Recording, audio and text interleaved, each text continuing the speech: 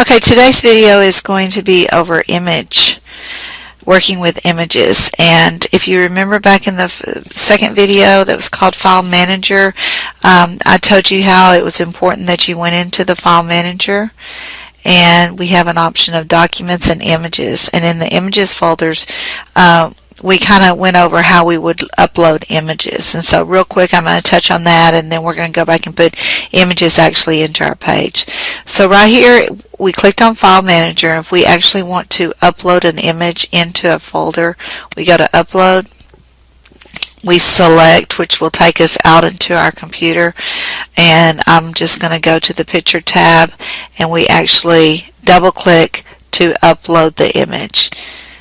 And then that will put the image in the File Manager. So it's real important that we have our images in the File Manager to begin with. Then when we go back in, we can then put them in our web pages. So that's kind of a review from a previous video. So I will go ahead and close this.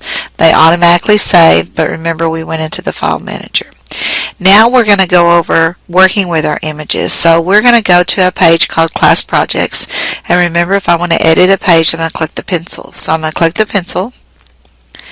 And then I want to put an actual picture in here where it says Image Manager. That's the first one we're going to go over.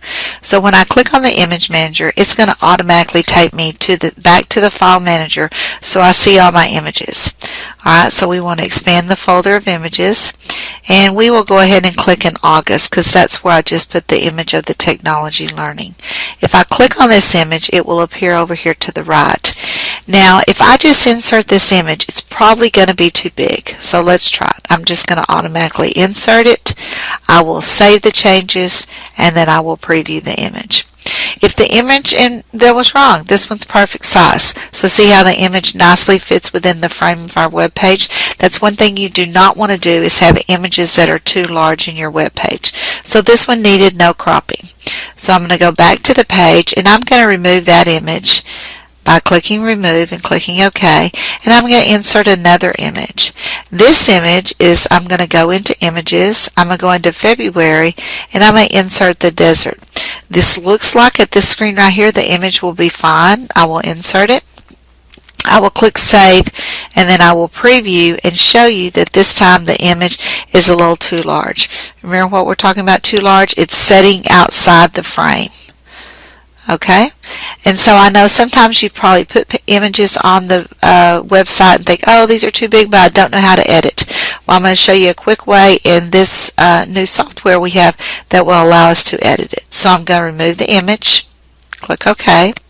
I'm going to go back into the Image Manager, and I'm going to choose that same image. It was under my February folder, and it was the desert. But then at the top here, I have what's called an image editor. I can actually click the image editor. It takes me into a new screen, and it allows me to crop out and move around and rotate images. So I want to use the cropping tool. You see the tool appears up here in the top, and I'm going to move this over the part of the image that I actually want to crop out. See, when I hold my left mouse down, it allows me to scale and move the image up and down. But the little square here with the squares on it is where I'm actually going to be able to crop part of the image out. When I have this dotted line with my endpoints on all the corners, when I have it exactly the way I want to simply say crop. That will take away all the rest of the image and leave that one. I always want to say save. And then I've changed the whole desert picture that I have here, which is fine, but I could have given it another name also. Now when I insert this picture and I save changes and I preview the page, you will see now that the picture is smaller and it doesn't take over the whole page. So that's just a quick little video on how we actually insert images, and then we actually can do some cropping with those also. Okay, stay tuned for the next video.